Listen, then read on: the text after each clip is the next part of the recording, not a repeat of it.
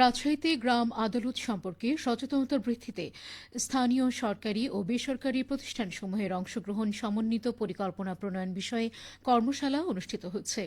আজ রাজশাহী জেলা পরিষদ মিলনায়তনে বাংলাদেশে গ্রাম আদালত সক্রিয়করণ তৃতীয় পর্যায় প্রকল্পের আওতায় জেলা প্রশাসন এই অনুষ্ঠানের আয়োজন করে।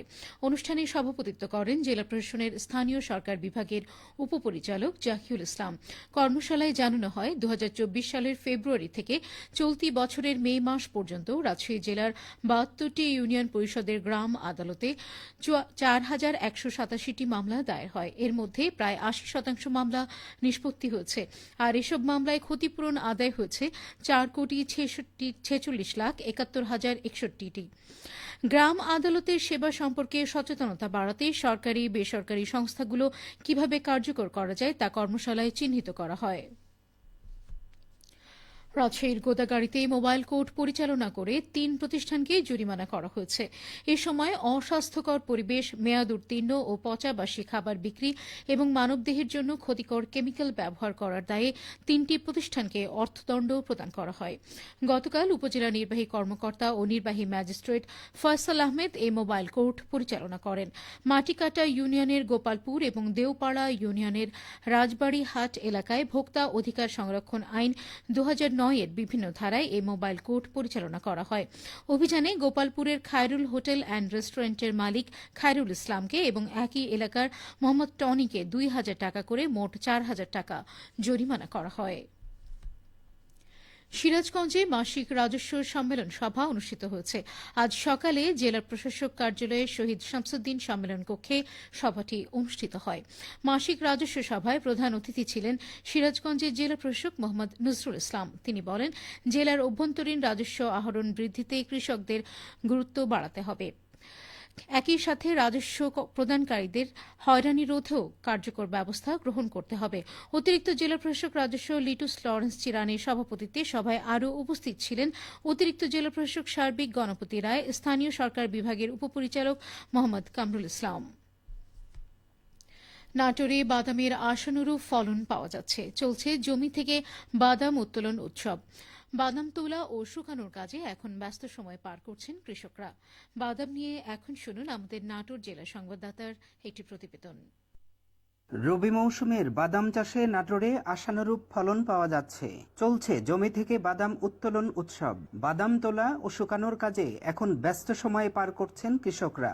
বাদাম উৎপাদনে অগ্রগামী লালপুর উপজেলার আদর্শ কৃষক মোহাম্মদ কামরুজ্জামান জানান, আমি কাঁচা জমি থেকে উঠানোর পরে মাটি একটু শুকানোর পরে 14 মন হারে হইতে বাদাম শুকালে 8 থেকে 10 মন হতে পারে। আমি 22-23 বছর ধরে বাদামের চাষ করছি। এবার বাড়ির ঠিক বাদাম চাষ করছি। এটা ফলন একটু ভালো।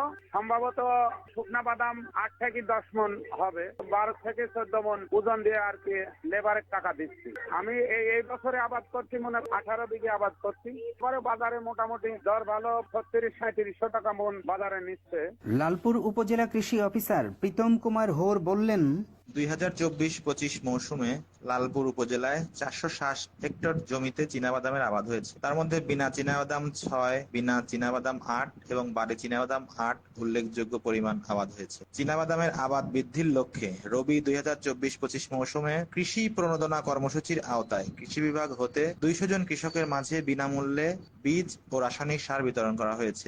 এবছর আবহাওয়া অনুকূলে থাকার কারণে ফলন ভালো হয়েছে, যা প্রায় ১.৯ টন প্রতি হেক্টর। এবার ফলন ভালো হওয়ায় আগামী মৌসুমে চীনাবাদামের আবাদ আরও বৃদ্ধি পাবে বলে আশা করা যাচ্ছে। সদ্য সমাপ্ত রবি মৌসুমে জেলায় ৬০১ হেক্টর জমিতে বাদামের চাষ করা হয়। আবাদি জমির বেশিরভাগ লালপুর উপজেলার পদ্মার চর এলাকায়। লালপুর উপজেলায় সর্বোচ্চ ৪৬০ হেক্টর জমিতে এবার বাদাম চাষ হয়েছে। ফলন ও বাদামের দাম বেশি পাওয়ায় কৃষকরা লাভবান হচ্ছেন।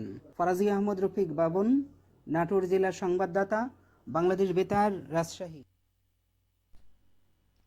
শুনছিলেন প্রতিবেদনটি। খেলার খবর ক্রিকেট। টেস্ট ক্রিকেটে বাংলাদেশের ২৫ বছর পূর্তি উপলক্ষে নওগাঁয় অনূর্ধ্ব-12 ক্রিকেট প্রতিযোগিতা ও ক্রিকেট কার্নিভাল অনুষ্ঠিত হয়েছে। বাংলাদেশ ক্রিকেট বোর্ডের আয়োজনে আজ সকালে নওগাঁ জেলা স্টেডিয়ামে ফেস্টুন উড়িয়ে দিনব্যাপী এই উৎসবের উদ্বোধন করেন জেলা ক্রীড়া অফিসার মোহাম্মদ আরিফুজ্জামান। প্রতিযোগিতায় 2টি গ্রুপে 6টি দলে ভাগ হয়ে বিভিন্ন স্কুলের ক্ষুদে ক্রিকেটাররা অংশ নেয়। পরে পুরস্কার বিতরণ করা হয়। এ সময় উপস্থিত ছিলেন জেলা ক্রীড়া সংস্থার সদস্য আবুল কালাম আজাদ, এনামুল হক, সুমন আলী, মেহেদী হাসান সহ অন্যান্যরা। টেস্ট ক্রিকেটের প্রতি তরুণ প্রজন্মের আগ্রহ বাড়াতেই এ ব্যতিক্রমী কর্মসূচির আয়োজন করা হয় বলে জানান আয়োজকরা। সবশেষে আবহাওয়া। আজ দুপুর 2টায় রাজশাহীতে তাপমাত্রা ছিল 32.8 ডিগ্রি সেলসিয়াস। এ সময় বাতাসে আপেক্ষিক আর্দ্রতার পরিমাণ ছিল 79%। রাজশাহী ও পার্শ্ববর্তী এলাকায় আজ সূর্যাস্ত সন্ধ্যে 6টা 57 মিনিটে। সংবাদ শেষ হল।